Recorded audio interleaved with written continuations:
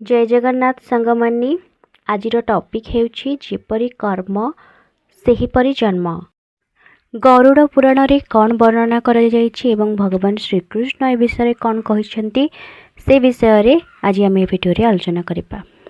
सांगमानी गरुड़ पुराण रे कहा जायछि प्रत्येक व्यक्तिर पुनर्जन्म होइथाय। मनुष्यर कर्म जेउ भली होइथाय तार जन्म मध्य सेपरि जन्म होइथाय। सांगमानी मृत्यु एक एपरी सत्य अटे जहाकू कहीं टाली पारिबे नहीं, किंतु आमे माने केही भी जानी नाहंती जे आमर मृत्यु परे आमे केउ जन्म नेबा। किंतु गरुड़ पुराण रे कर्म एवं जन्म और मृत्युर विस्तृत भाव में वर्णना कर जायछि। सांगमानी एक समयर कथा, द्वारका नगरी रे श्रीकृष्ण निजर दिव्य आसन रे बसी रहिथिले। आकाश मार्गरू देवर्षि नारद श्रीकृष्ण पाखरे आसी पहुँचिले एवं प्रणाम करी कहले, हे प्रभु, आपण तो त्रिकालदर्शी अटंती। दयाकरी मते कहतु जे पाप करुथिबा मनुष्यंकर मृत्यु परे तांकर आत्मा सह कौन होइथाय, कौन ताकू मुक्ति मिलिथाय ना जन्म जन्मांतरर कष्ट भोगिବାକୁ पड़िथाय। भगवान श्रीकृष्ण कहले, एही प्रश्नटी अत्यंत महत्वपूर्ण अटे जहाँकि मानव जातिर जीवन कर्म एवं फल उपरे आधारित अटे। मु तुमको एक एपरी कथा सुनाइबी जहाँ तुम प्रश्नर उत्तर सह प्रत्येक मानव जाति पई हितकर एवं प्रेरणादायक हेब। भगवान श्रीकृष्ण कहले, हे नारद, एही कथा को अधा अधूरा सुनिबा अनुचित। जो व्यक्ति एहाकू अधा सुनी थाए ता उपरे संकट आसी थाए, कारण अधा अधूरा ज्ञान विष समान घातक होइथाए। श्रीकृष्ण कहले, एही कथा को जे संपूर्ण सुनिब एवं बुझी नेब ताकू संसाररू सबु पापकर्म लोभ मोहरु मुक्ति मिलिब। भगवान श्रीकृष्ण कहले, हे नारद, प्राचीन समय रे एक नगरी रे एक व्यक्ति रहुथिला। तार नाम थिला सनातन। से जणे धनी व्यक्ति थिला सत, किंतु से जणे अधर्मी, अहंकारी एवं क्रूर स्वभावर थिला। से तार जीवन केवल भोग विलास एवं अन्य को नीचा देखाइबारे बिताई देउथिला। सनातनर माता पिता वृद्ध होई जाइथिले, तेणु सनातनर माता पिता वृद्ध हेबा कारणरू सेमानंकु से हैरान करबाकू लागिला। निज माता पितांकु गोटिए कोणरे पशुंक परि बांधिकी रखुथिला एवं ताकू ठीक से खाइबाकू मध्य देउनथिला। दिने तार माँ आसी कहले, पुओ, आमी तोते पालिबा पई निज जीवनर प्रत्येक सुख को त्याग करदेलु, कौन तू आज आमको एही दान देउछु? सनातन कहिला, तुमे दुई जण आउ मोर कौनसी काम को नुहे, मु तुमको आउ बहन करि परिबि नाही। सनातन केवल ता माता पितांक पई नुहे, अन्य व्यक्तिंक उपरे मध्य क्रूर स्वभावर थिला। से गरीबंक शोषण करुथिला, निरीह पशु मानंकर मध्य हत्या करुथिला। से एमिति छल कपट करी निजर साम्राज्य विस्तार करिथिला। ताकू एही विश्वास थिला कि तार प्रचुर धन और शक्तिर कारणरू तार केही भी किछि बिगाड़ी परिबे नाही। एमिति दिन बीती चलिला। गोटिए दिन सनातनर मृत्यु होइगला एवं सनातनर आत्मा जमलोकरे जाई पहुँचिला। धर्मराज तार लेखा देखा करी धर्मराज कहले, तुम जीवन रे एपरी कर्म करिनाह तुमे जहाकू कि पुण्य बोली कह जाय पारिब। तुमे अनेक पाप करिछ, तुमको नरकर भयंकर यातना सह्य करबाकू पड़िब। एहापरे तुमे एपरी जोनिरे जन्म नेब जोठारे केवल तुमको कष्ट मिलिब। सनातन को नरकर विभिन्न जागा को नियागला एवं ताकू अनेक यातना दियागला। ताकू प्रथमे अग्निकुंड रे पकागला। केते वर्ष परे तार पुनर्जन्म फेरिला। यमराज निष्पत्ति नेले जे तुमको कुकर्म पाई तुमको पशु जोनि रे जन्म नेबाकू पड़िब। भगवान श्रीकृष्ण कहिले, हे देवर्षि नारद, एपरि भावरे सनातनर जन्म एक सागुणा रूप रे हेला, आउ ताकू 50 मांस खाइबाकू पड़िला। से सबुबेले कष्ट भोगिला, किंतु एतिकिरे तार पाप नष्ट हेला नहीं। से आहुरी केते जन्म साप କୀଟ ପତଙ୍ଗ ଭଳି କେତେ ଯୋନିରେ ବୁଲିବା ପରେ ସନାତନର ଆତ୍ମା ପ୍ରାୟଶ୍ଚିତ କରିବାର ନିଷ୍ପତ୍ତି ନେଲା। ତାର ପର ଜନ୍ମରେ ସେ ଏକ ଗରିବ କୃଷକ ଘରେ ଜନ୍ମ ନେଲା। ସେ ନିଜ ଜୀବନକୁ ଧର୍ମ ଏବଂ ପରୋପକାର କର୍ମରେ ନିଜକୁ ସମର୍ପିତ କଲା। ସେ ନିଜ ମାତା ପିତାଙ୍କ ସେବା କରୁଥିଲା, ଅନ୍ୟ ଜୀବମାନଙ୍କୁ ସହାୟତା ମଧ୍ୟ କରୁଥିଲା।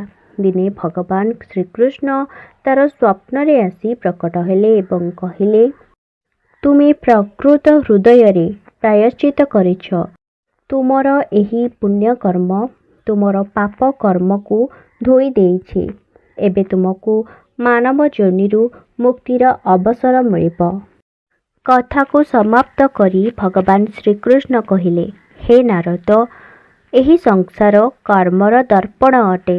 ଯେ ଯେପରି କରିବ ସେ ସେପରି କର୍ମ ଭୋଗିବ। ମନୁଷ୍ୟକୁ ସର୍ବଦା ଏହା ଧ୍ୟାନ ରଖିବା ଉଚିତ କି ମାତା ପିତାଙ୍କ ସେବା, ଅନ୍ୟର ସହାୟତା ଏବଂ ଈଶ୍ୱରଙ୍କ ଧ୍ୟାନ ସବୁଠାରୁ ବଡ଼ ଧର୍ମ ଅଟେ। ଯେଉଁ ମନୁଷ୍ୟ ନିଜ ମାତା ପିତାଙ୍କୁ ଅପମାନ ଦେଇଥାଏ, ଅନ୍ୟକୁ କଷ୍ଟ ଦେଖାଇଥାଏ, ତାକୁ ନର୍କର ଭୟାନକ ଯନ୍ତ୍ରଣା ସହ ଅନେକ ଜନ୍ମ ଯାଏଁ କଷ୍ଟ ଭୋଗିବାକୁ ପଡ଼ିଥାଏ। ମନୁଷ୍ୟ ଏକା ଆସିଥାଏ ଆଉ ତାକୁ ଏକା ଯିବାକୁ ହିଁ ପଡ଼ିଥାଏ। କେବଳ ସାଙ୍ଗରେ ତା ସହ ତାର ଭଲ କର୍ମ ହିଁ ଯାଇଥାଏ। ଗରୁଡ଼ ପୁରାଣ ଆମକୁ ଏହା ଶିଖାଇଥାଏ କି ମନୁଷ୍ୟର ପୁନର୍ଜନ୍ମ ଓ ମୃତ୍ୟୁ ତାର ପୂର୍ବ ଜନ୍ମର କର୍ମଫଳରୁ ହିଁ ହୋଇଥାଏ। ଗରୁଡ଼ ପୁରାଣ ଆମକୁ କେବଳ ମୃତ୍ୟୁ ପରେ ମାର୍ଗକୁ ସୂଚାଇ ନଥାଏ, ଏହା ମଧ୍ୟ ଶିଖାଇଥାଏ ଯେ ବର୍ତ୍ତମାନର ଜୀବନ କେମିତି ଜୀଇଁବା, ଯାହାଦ୍ୱାରା ଆମର ପରଜନ୍ମ ଶ୍ରେଷ୍ଠ ଯୋନିକୁ ଅଗ୍ରସର ହୋଇପାରିବ। ଭଗବାନ ଶ୍ରୀକୃଷ୍ଣ କୁହନ୍ତି, କୌଣସି ବ୍ୟକ୍ତିର ଜନ୍ମ ତାର ପଛ କର୍ମର ଅନୁଯାୟୀ ହିଁ ତାର ଆର ଜନ୍ମ ନିଶ୍ଚୟ ହୋଇଥାଏ। ଗରୁଡ଼ ପୁରାଣ ଏହା ମଧ୍ୟ କହିଥାଏ ଯେ ପ୍ରତ୍ୟେକ ଜୀବର ମୃତ୍ୟୁ ପରେ ପୁନର୍ଜନ୍ମ ହୋଇଥାଏ। କିନ୍ତୁ ସାଙ୍ଗମାନେ, ପ୍ରତ୍ୟେକ ମଣିଷ ଜାଣିବାକୁ ଚାହିଁଥାଏ କି ଆମର ଆର ଜନ୍ମ କେଉଁ ଯୋନିରେ ହେବ, ମନୁଷ୍ୟର ରୂପରେ ନା କୀଟପତଙ୍ଗର ରୂପରେ ନା ପଶୁ ରୂପରେ। ଏହା ମଧ୍ୟ ଜାଣିବା ଦରକାର ଯେ ଆମେ କେଉଁ କର୍ମ କରିବା ଯାହାଦ୍ୱାରା ଆମର ଆର ଜନ୍ମ ପୁଣି ଥରେ ମଣିଷ ରୂପରେ ହିଁ ହେବ। ଏମିତି ବି ମନରେ ପ୍ରଶ୍ନ ଆସିଥାଏ ଯେ ପରଜନ୍ମ ପୁରୁଷ ଜନ୍ମରେ ନା ମହିଳା ଜନ୍ମରେ ନା କିନ୍ନର ଜନ୍ମରେ। ଗରୁଡ଼ ପୁରାଣ କହିଥାଏ କି ଜୀବନ ଏକ ବୁଣା ଯାଇଥିବା ଫସଲ ପରି ଅଟେ। ଆପଣ ଯେପରି କ୍ଷେତରେ ମଞ୍ଜି ବୁଣିବେ ସେପରି ଫଳ ମିଳିବ। ମନୁଷ୍ୟ ଯେପରି କର୍ମ କରିବ ସେହିପରି ଫଳ ପ୍ରାପ୍ତି ମଧ୍ୟ ହୋଇଥାଏ। ଯଦି ଜଣେ ବ୍ୟକ୍ତି ସତ୍ୟ, ଧର୍ମ ଏବଂ ପ୍ରେମର ମଞ୍ଜି ବୁଣିଥାଏ, ତେବେ ତାର ଆର ଜନ୍ମ ତାର କର୍ମ ଅନୁସାରେ ଉଚ୍ଚ ଯୋନିରେ ହେବ। ସେହି ବ୍ୟକ୍ତିର ଜନ୍ମ ଏପରି ହେବ ଯେ ଯେଉଁଠିକି ତାକୁ ସୁଖ, ସମୃଦ୍ଧି ଏବଂ ଆଧ୍ୟାତ୍ମିକ ଶକ୍ତି ମଧ୍ୟ ପ୍ରାପ୍ତି ହେବ। ସେହିପରି ବ୍ୟକ୍ତି ଯଦି ଈର୍ଷା, ହିଂସା ଏବଂ ଲୋଭର ମଞ୍ଜି ବୁଣିଥାଏ, ତେବେ ତାକୁ ତାର କର୍ମର ଫଳ ତାକୁ ନିଶ୍ଚିତ ଭାବରେ ଭୋଗିବାକୁ ପଡ଼ିଥାଏ। ଏହି କର୍ମ ମଣିଷର ଆର ଜନ୍ମକୁ ଅନ୍ଧକାରମୟ ବନେଇ ଦେଇଥାଏ। ସେହି ମନୁଷ୍ୟ ନିମ୍ନ ଯୋନିରେ ଜନ୍ମ ହୋଇଥାଏ, ଯେପରି ପଶୁ, କୀଟ ପତଙ୍ଗ ରୂପରେ ଜନ୍ମ ହୋଇଥାଏ। ଏହା ସହ ସେହି ଆତ୍ମା ମଧ୍ୟ ନର୍କର ଯନ୍ତ୍ରଣା ଭୋଗିଥାଏ। ସାଙ୍ଗମାନେ, ଗରୁଡ଼ ପୁରାଣରେ ଏହା ମଧ୍ୟ ବର୍ଣ୍ଣନା କରାଯାଇଛି କି ମୃତ୍ୟୁର ସମୟରେ ବ୍ୟକ୍ତିର ଅନ୍ତିମ ଭାବନା ହିଁ ତାର ଆର ଜନ୍ମକୁ ନିର୍ଦ୍ଧାରିତ କରିଥାଏ। ଯଦି ମନୁଷ୍ୟର ମରିବା ସମୟରେ ମନ ଶାନ୍ତ ଓ ଈଶ୍ୱରଙ୍କ ପ୍ରତି ସମର୍ପିତ ହୋଇଥାଏ, ତେବେ ଆତ୍ମା ଉଚ୍ଚ ଲୋକକୁ ଯାଇଥାଏ। ଯଦି ମନୁଷ୍ୟର ମରିବା ସମୟରେ ତାର ମନ ଅସ୍ଥିର ଓ ସାଂସାରିକ ଇଚ୍ଛାରେ ଫସି ରହିଥାଏ, ତେବେ ତାର ଆତ୍ମାକୁ ପୁନର୍ଜନ୍ମ ଚକ୍ରରେ ଫେରିବାକୁ ପଡ଼ିଥାଏ। ଗରୁଡ଼ ପୁରାଣ ଆମକୁ ଏହା ମଧ୍ୟ କହିଥାଏ କି ଆତ୍ମାର ପୁନର୍ଜନ୍ମର ଉଦ୍ଦେଶ୍ୟ ଆତ୍ମାକୁ ଶୁଦ୍ଧ କରିବାକୁ ହୋଇଥାଏ। ଆତ୍ମା ବାରମ୍ବାର ଜନ୍ମ ଏହି କାରଣରୁ ନେଇଥାଏ କି ଯାହାଦ୍ୱାରା କି ସେ ତାର କର୍ମର ଫଳ ଭୋଗିପାରିବ ଏବଂ ଈଶ୍ୱରଙ୍କ ଆଡ଼କୁ ଯାଇପାରିବ। ସାଙ୍ଗମାନେ, ଯେଉଁଠି ଜନ୍ମ ରହିଛି ସେଠାରେ ମୃତ୍ୟୁ ଅବଶ୍ୟ ରହିଥାଏ। ଯଦି ମନୁଷ୍ୟ ନିଜ ଜୀବନରେ କିଛି ଭଲ କାମ କରିଛି, ତେବେ ସେ ନିଶ୍ଚିତ ଭାବରେ ଉଚ୍ଚ ଯୋନିରେ ଜନ୍ମ ନେଇଥାଏ ଆଉ ଯଦି ପାପ କର୍ମ କରିଥାଏ ତାକୁ ନିମ୍ନ ଯୋନିରେ ତଥା ଦୁଃଖଦ ଜୀବନ ବିତାଇବାକୁ ପଡ଼ିଥାଏ। ଏହା କର୍ମର ଆଧାର ଉପରେ ହୋଇଥାଏ। ଭଗବାନ ଶ୍ରୀକୃଷ୍ଣ କୁହନ୍ତି, ମନୁଷ୍ୟ ଯେଉଁ ବି ଭଲ କିମ୍ବା ଖରାପ କର୍ମ କରିଥାଏ ତାହା ଏକ ଅଦୃଶ୍ୟ ଉର୍ଜାରେ ତା ସହ ରହିଥାଏ। ମୃତ୍ୟୁ ପରେ ମନୁଷ୍ୟ ତାର ନିଜର କର୍ମର ଆଧାର ଉପରେ ଆର ଯୋନି ବା ଆର ଜୀବନର ରଚନା କରିଥାଏ। ଭଗବାନ ଶ୍ରୀକୃଷ୍ଣ କୁହନ୍ତି, ଗରୁଡ଼ ପୁରାଣ ଅନୁସାରେ ଏହି 5ଟି ପାପ ଭୁଲରେ ମଧ୍ୟ କରିବା ଉଚିତ ନୁହେଁ, ଯାହାକି ଯଦି ମନୁଷ୍ୟ ଭୁଲରେ ମଧ୍ୟ କରିଥାଏ ତେବେ ମନୁଷ୍ୟର ଜନ୍ମ ନିମ୍ନ ଯୋନିରେ ହୋଇଥାଏ, ଯେପରିକି ପଶୁ, କୀଟ ପତଙ୍ଗ ଓ ସରୀସୃପ ରୂପରେ ଜନ୍ମ ନେଇଥାଏ। ସାଙ୍ଗମାନେ ଆସନ୍ତୁ ଜାଣିବା ସେହି 5ଟି କର୍ମ ଯେଉଁଟାକୁ ବି ଭୁଲରେ ବି କରିବା ଉଚିତ ନୁହେଁ। ପ୍ରଥମଟି ହେଉଛି ମାତା ପିତାଙ୍କ ଅପମାନ ଓ ଅନାଦର। ଗରୁଡ଼ ପୁରାଣରେ ଏହା ବର୍ଣ୍ଣନା କରାଯାଇଛି ଯେ ଯେଉଁ ବ୍ୟକ୍ତି ନିଜ ମାତା ପିତାଙ୍କର ଅପମାନ କରିଥାଏ କିମ୍ବା ତାଙ୍କର ସେବା କରିନଥାଏ, ତାଙ୍କୁ କଷ୍ଟ ପହଞ୍ଚାଇଥାଏ, ତାର ଆର ଜନ୍ମ ଅତ୍ୟନ୍ତ ନିମ୍ନ ଯୋନିରେ ଜନ୍ମ ନେବାକୁ ପଡ଼ିଥାଏ, ଯେପରିକି ସାପ ବିଛା ରୂପରେ। ସେହି ମନୁଷ୍ୟକୁ ନିଜର କୁକର୍ମର ଦଣ୍ଡ ଭୋଗିବାକୁ ପଡ଼ିଥାଏ। ଗରୁଡ଼ ପୁରାଣରେ କୁହାଯାଇଛି କି ମାତା ପିତାଙ୍କ ଚରଣରେ ହିଁ ସ୍ୱର୍ଗ ରହିଅଛି, ତାଙ୍କର ସେବା ହିଁ ସବୁଠାରୁ ବଡ଼ ପୁଣ୍ୟ ଅଟେ। ଦ୍ୱିତୀୟଟି ହେଉଛି ଅହଙ୍କାର ଓ ଅଭିମାନ। ଯଦି କୌଣସି ବ୍ୟକ୍ତି ଅହଙ୍କାର ବଶତଃ ଅନ୍ୟକୁ ନିଚା ଦେଖିଥାଏ ଓ ଅନ୍ୟକୁ ଅନାଦର କରିଥାଏ ଏବଂ ନିଜକୁ ନିଜେ ବଡ଼ ବୋଲି ଭାବିଥାଏ, ତେବେ ତାର ଆର ଜନ୍ମ କୌଣସି ଏକ ଏପରି ଯୋନିରେ ଜନ୍ମ ହୋଇଥାଏ ଯେଉଁଠାରେ କି ତାକୁ ଅପମାନିତ ଜୀବନ ଜୀଇବାକୁ ପଡ଼ିଥାଏ, ଯେପରିକି କୁକୁର ଓ ଗଧ ରୂପରେ। ଅହଙ୍କାର ମଣିଷର ସବୁଠାରୁ ବଡ଼ ଶତ୍ରୁ ହୋଇଥାଏ। ଗରୁଡ଼ ପୁରାଣରେ କୁହାଯାଇଛି କି ଅହଙ୍କାରୀ ମନୁଷ୍ୟକୁ ମୋକ୍ଷର ପ୍ରାପ୍ତି ହୋଇନଥାଏ।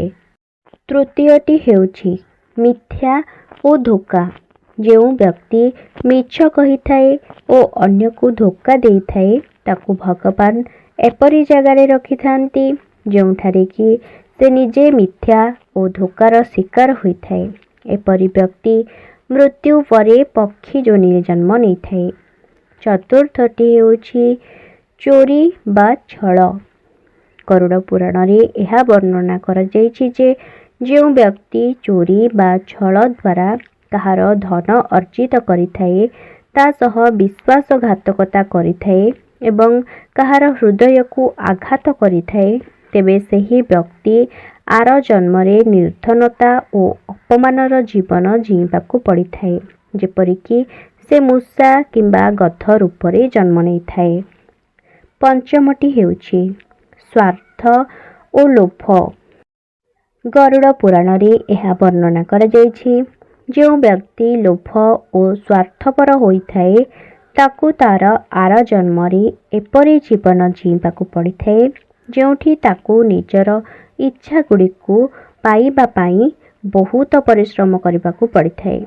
ଆର ଜନ୍ମରେ ବ୍ୟକ୍ତି ଏପରି ଯୋନିରେ ଜନ୍ମ ନେଇଥାଏ ଯେଉଁଠାରେ ସର୍ବଦା ଭୋକ, ଶୋଷ ଓ ଅସନ୍ତୁଷ୍ଟତା ରହିଥାଏ, ଯେପରିକି ଘୁଷୁରୀ ଓ କାଉ ରୂପରେ। ସାଙ୍ଗମାନେ, ଗୀତାରେ କୁହାଯାଇଛି କି ଲୋଭ ବିନାଶର କାରଣ ଅଟେ। ମନୁଷ୍ୟର କର୍ମ ହିଁ ତାର ଜୀବନକୁ ନିର୍ଦ୍ଧାରିତ କରିଥାଏ। ମନୁଷ୍ୟର ଭଲ କର୍ମ ତାକୁ ମୋକ୍ଷ ଆଡ଼କୁ ନେଇଥାଏ। ଖରାପ କର୍ମ ତାକୁ ନିମ୍ନ ଯୋନିରେ ଜନ୍ମ ନେବା ପାଇଁ ବାଧ୍ୟ କରିଥାଏ। ତେଣୁ ଆମେ ସର୍ବଦା ଧର୍ମ, ସତ୍ୟ ଓ ପରୋପକାରର ପାଳନ କରିବା ଆବଶ୍ୟକ। ଭଗବାନ ଶ୍ରୀକୃଷ୍ଣ କୁହନ୍ତି, ନିଜ ଜୀବନକୁ ସତ୍ମାର୍ଗ ଆଡ଼କୁ ନେବା ଆବଶ୍ୟକ। ଆଉ ଗରୁଡ଼ ପୁରାଣ ଏହା ଶିଖାଇଥାଏ କି ମୃତ୍ୟୁ ପରେ ଆମ ଜୀବନ କର୍ମର ଫଳ ଅଟେ। ନିଜ ଜୀବନରେ ଧର୍ମ, ସତ୍ୟ ଓ ପରୋପକାରର ପାଳନ କରିବା ହିଁ ସବୁଠାରୁ ବଡ଼ କର୍ତ୍ତବ୍ୟ ଅଟେ। ଆମର ଆତ୍ମାର ମୁକ୍ତି ଓ ଆର ଯୋନିରେ ପ୍ରାପ୍ତ କରିବା ପାଇଁ ମନୁଷ୍ୟ ନିଜର କର୍ମକୁ ଧ୍ୟାନରେ ରଖିବା ଆବଶ୍ୟକ। ସାଙ୍ଗମାନେ, ଏହା ଥିଲା ଗରୁଡ଼ ପୁରାଣରେ ବର୍ଣ୍ଣନା କରାଯାଇଥିବା ସେହି 5ଟି କାମ ଯାହାକୁ କି କରିବା ଦ୍ୱାରା ମଣିଷକୁ ନିଚ ଯୋନିରେ ଜନ୍ମ ନେବା ପାଇଁ ପଡ଼ିଥାଏ ଆଉ ତାର ଆର ଜନ୍ମରେ ମଧ୍ୟ ସେ ଅନେକ ଯନ୍ତ୍ରଣା ଭୋଗିବା ସହ ତାର ଆତ୍ମା ମଧ୍ୟ ଅନେକ ଯନ୍ତ୍ରଣା ଭୋଗିଥାଏ। ଆଶା କରି ସାଙ୍ଗମାନେ ମୋର ଏହି ଭିଡ଼ିଓଟି ଆପଣମାନଙ୍କୁ ନିଶ୍ଚିତ ରୂପରେ ଭଲ ଲାଗିଥିବ। ଯଦି ଭଲ ଲାଗିଥାଏ ଭିଡ଼ିଓକୁ ଗୋଟିଏ ଲାଇକ୍ କରନ୍ତୁ, ନିଜର ପ୍ରିୟଜନମାନଙ୍କୁ ସେୟାର କରିଦିଅନ୍ତୁ ଆଉ କମେଣ୍ଟରେ ଜୟ ଶ୍ରୀକୃଷ୍ଣ ବୋଲି ଲେଖିଦିଅନ୍ତୁ। ସାଙ୍ଗମାନେ ଏମିତି ନୂଆ ନୂଆ ଭିଡ଼ିଓ ପାଇବା ପାଇଁ ଆପଣମାନେ ମୋର ଚ୍ୟାନେଲକୁ ସବସ୍କ୍ରାଇବ୍ କରିନିଅନ୍ତୁ। ରହିଲି, ନମସ୍କାର।